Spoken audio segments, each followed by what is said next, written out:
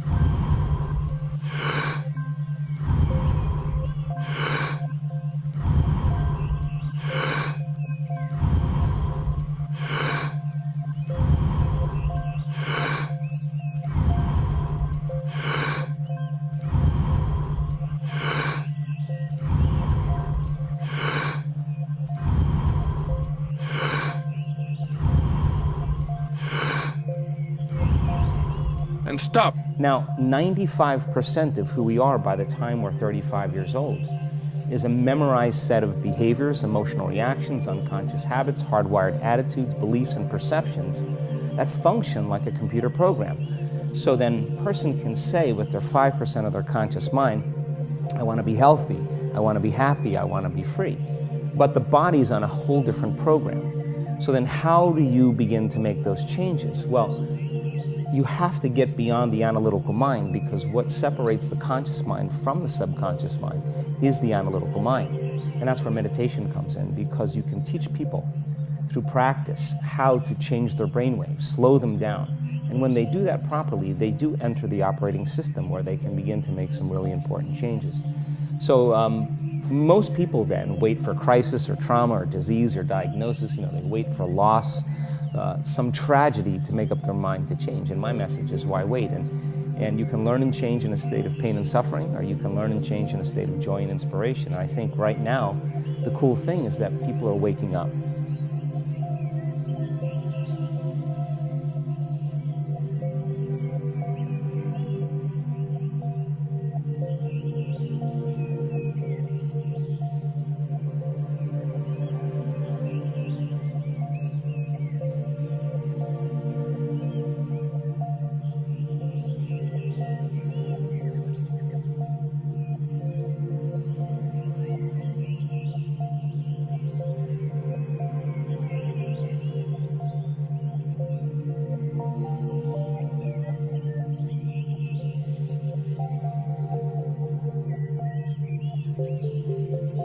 When you feel the urge to breathe, you breathe in fully and keep it for 10-15 seconds. Then that's one round.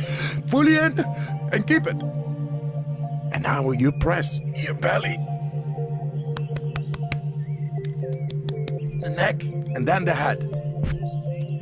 And now you are able to tap into the brainstem. And yeah, that's him. 30 times.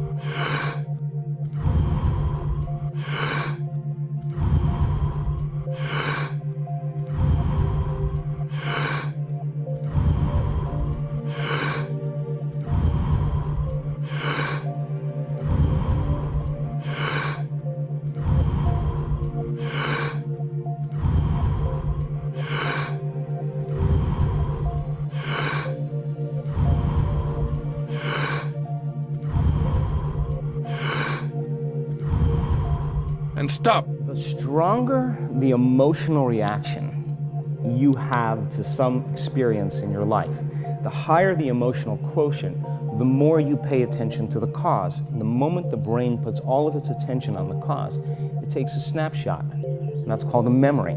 So long-term memories are created from very highly emotional experiences. So what happens then is that people think neurologically within the circuitry of that experience, and they feel chemically within the boundaries of those emotions. And so when you have an emotional reaction to someone or something, most people think that they can't control their emotional reaction. Well, it turns out if you allow that emotional reaction, it's called a refractory period, to last for hours or days, that's called a mood.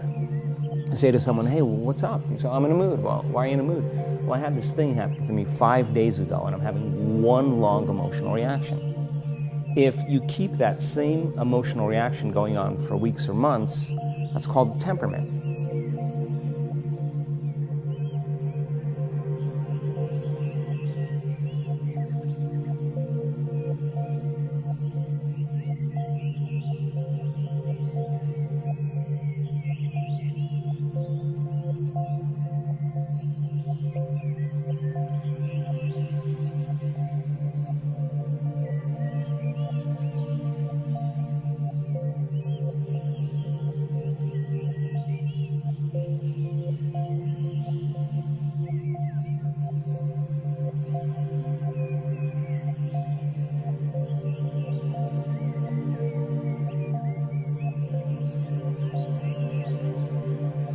When you feel the urge to breathe, you breathe in fully and keep it for 10-15 seconds. Then that's one round. Fully in and keep it. And now you press your belly, the neck, and then the head. And now you are able to tap into the brainstem. And yeah, that's him. 30 times.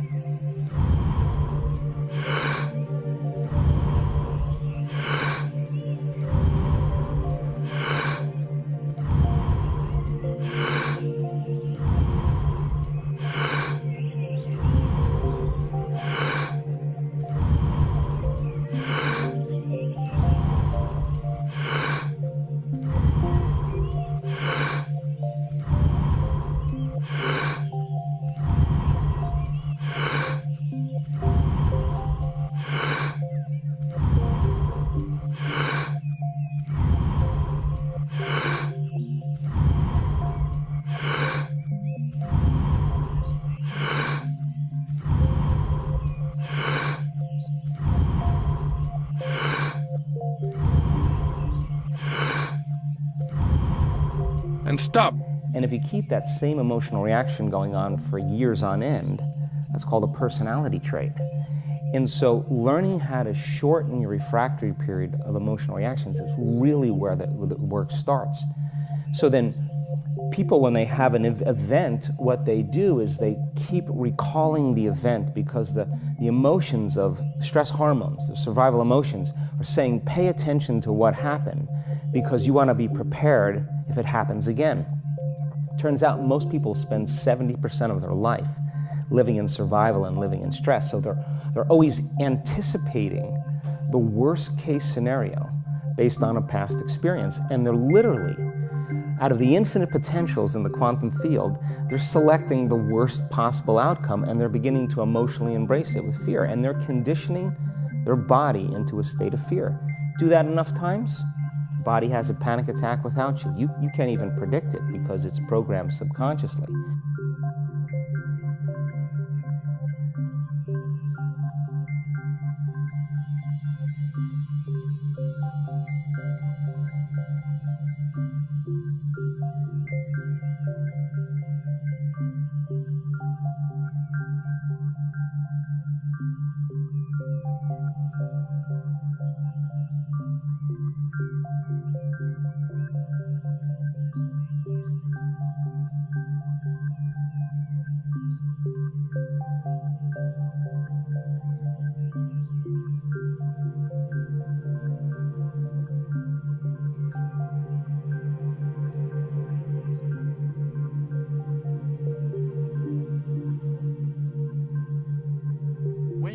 starts to breathe, you breathe in fully and keep it for 10, 15 seconds. Then that's one round. Fully in and keep it. And now you press your belly, the neck, and then the head. And now you are able to tap into the brainstem. And yeah, that's him. Well, a habit is a redundant set of automatic, unconscious thoughts, behaviors, and emotions that's acquired through repetition. A habit is when you've done something so many times that your body now knows how to do it better than your mind. So if you think about it, people wake up in the morning, they begin to think about their problems. Those problems are circuits of memories in the brain. Each one of those memories are connected to people and things at certain times and places. And if the brain is a record of the past, the moment they start their day, they're already thinking in the past. Each one of those memories has an emotion. Emotions are the end product of past experiences. So the moment they recall those memories of their problems, they all of a sudden feel unhappy, they feel sad, they feel pain. Now, how you think and how you feel creates your state of being. So the person's entire state of being when they start their day is in the past. So what does that mean? The familiar past will sooner or later be predictable future. So if you believe that your thoughts have something to do with your destiny, and you can't think greater than how you feel, or feelings have become the means of thinking, by very definition of emotions, you're thinking in the past. And for the most part, you're going to keep creating the same life.